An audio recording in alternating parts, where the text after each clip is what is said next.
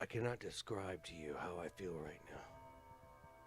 What I'm most experiencing is so detached from normal.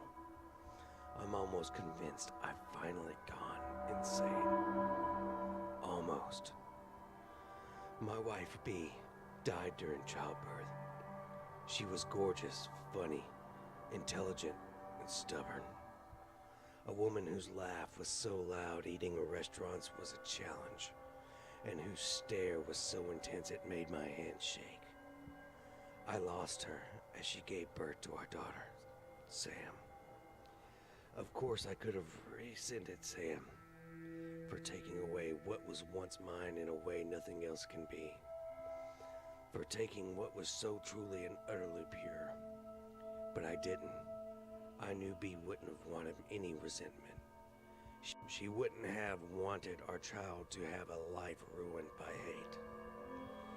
But this isn't about grief. This isn't about the physical sucker punch of losing forever something you loved. This is about something far more sinister. My daughter was lively, always running and screaming, leaping up and down the climbing frame, causing havoc in her nursery classes. So for her 6th birthday, a trip of friends to the movies had left her so pent up with energy I could barely keep up with her as she dipped and dodged between people on the pavement. She'd occasionally turn back through the sea of people and shout, "Daddy, come on," in a tone that was almost petulant. I couldn't help but love her. I tried to chase her. I really did. She was too busy looking at me when she dashed out into the road, and the bus didn't have time to stop. A sickening crunch, and the world felt silent. I cradled her broken form in my arms, too numb to weep, too hard to move. All I could feel was the warm blood gently seep into my clothes. In the state of shock I was in, I could just think about how I was going to wash my jeans. It sounds horrid, I know, but a loss like that tears everything away from you and leaves you with only the bare thought process that makes us human. The next week was a blur. I cannot place a single memory to a time in between friends and family extending their condolences, and the howling sobs of mine that would break out at any moment. A door slamming, the gentle hum of the fridge, or voices laughing on the radio. I attended her funeral, all dressed in black. By dressed, I don't mean merely clothes. My very essence was dark. I couldn't feel or think, and the day continued as I went through the motions, like a dying man treading water. Everyone wanted to tell me about Sam and how perfect she was, what an angel she was. As if I didn't know, as if I didn't realize what a gift my own daughter was. The man stood out from the rest as he walked up to me and handed me this large leather book. I assumed at the time he was a parent of one of Sam's friends, handing me a collection of their photos together. Or maybe I was too numb to even process his cold hands, and how he never mentioned my daughter once. For a month, I was lost. I drank, and I stayed in our now empty apartment alone, watching old box sets, too numb to even cry.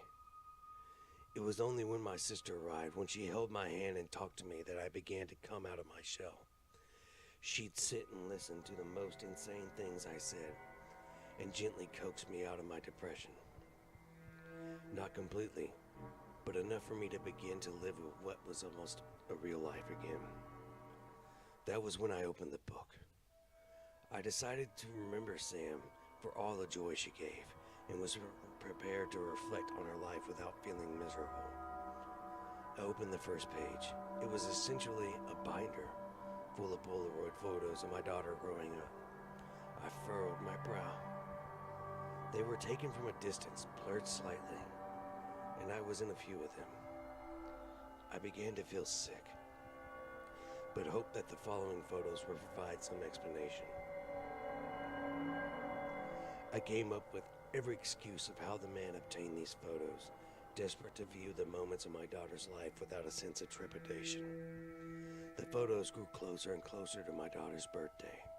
I could see the day I gave her a tiny bite after she turned 5, and the skin knees that ensued. The book had so many more pages that I assumed the rest were empty. But there was a photo of her just before the movies on her 6th birthday. I could recognize the pink raincoat she insisted on wearing, and my hands on her shoulders. There was no photo of the crash. Instead, her life continued inside this book. Her 7th birthday had a photo of me and her in the garden covered in paint, with a huge canvas on the floor and an extremely messy painting. Her 7th birthday. Her 7th birthday. The reality of what I was seeing hit me. Then I slammed the book shut. I sat there at the kitchen table staring at the leather. This must be some sadistic Photoshop, I hoped. Someone had taken the time to pull a horrid prank on me. I say I hoped, because essentially I couldn't believe the other explanation, if there even was one. Gritting my teeth, I decided I had nothing to lose and kept reading. I can't explain the emotions I felt whilst I read accurately. Listening to the sound of the page turning. I can try, but nothing could prepare you for something like this. Her life continued, showing her losing her baby teeth, her first day of senior school. My turning of the pages became more frenzied, and I began to notice something. The photographer was getting closer to her. As she grew older, not in every photo, but a general trend, the photographer was getting closer and closer. More daring, perhaps. She was beautiful, stunning. As a teenager, she looked just like her mother, all curls and smiles. I grew older too, but the photos began to include me less and less. Her 16th birthday was strange. A group of her friends sitting outside drinking from little plastic cups at a picnic. But there was someone in the background, near the bushes of the park where this was taken. A dark figure stood.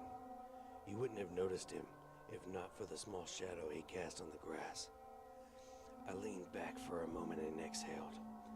This was too weird. I'd been so caught up in watching my little girl grow up, I hadn't thought about how this would end. Moments like this are so utterly surreal that sometimes you remove yourself from them. I almost felt like I was watching myself read these. Like this was a dream or a program on the television. I continued. The dark figure became more and more present in each photograph. I could almost make out features. His presence was towering, and as I turned the page, I expected to see him disappear. But instead, as the photographs grew closer to her 18th, each birthday was marked by a caption underneath the Polaroid, the saying, "Another year." She was no longer somewhere I recognized. Instead, the photos were of her in a dimly lit house, her face contorted by fear, striking all sorts of weird poses. Sometimes she would be dressed like an ancient queen, or she would be dressed like a maid scrubbing the floors. The figure was there, even closer now.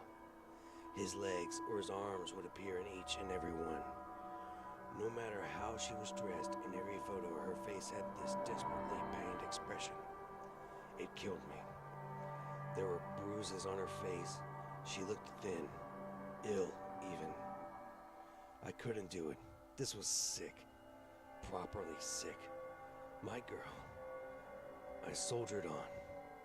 The last photo I looked at before I slammed the book shut and swore to never, ever look at it again was of her 18th. Caption underneath read, "At last," in sloppy writing. She was looking straight at the camera, crying. She was on her knees, dressed in a black evening dress, with an apple in her mouth, and her hands bound behind her back. Her makeup was ruined by her tears. It was as if she was pleading me, begging me to help. But I couldn't. I closed the book and left the room, my whole body convulsing with sobs. I couldn't call the police, of course. She was dead. The thing that keeps me up at night isn't the content of what I saw. It's that there were so many pages left.